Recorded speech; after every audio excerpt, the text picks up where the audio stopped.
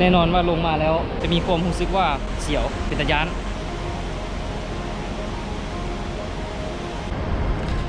อันนี้น่าจะเป็นซุ่มหาป่า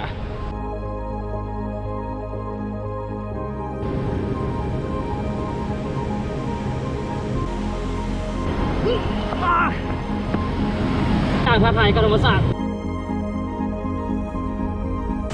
ปลาประมงกำลังเล่นเกียร์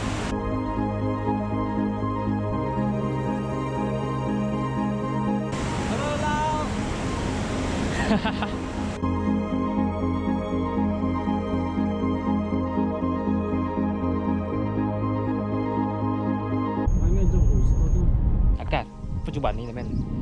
เองคิดว่าฮ้อนหลายฮ้อนกว่าประเทศลาว50 ปลายองศานี่คือฟาร์มมังมู30,000 กว่าเฮกตาร์ลองคิดดูนะ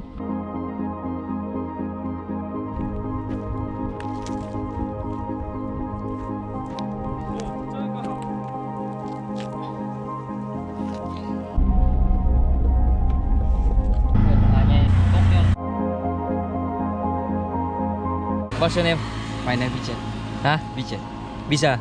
Vincent. วิจิตเดี๋ยวสิพาเบิ้งอหย่างบางอย่าง ซึ่งเห็นแล้วแปลกตาแน่นอน ต้นไม้ขึ้นตามก้อนหินเอาไหม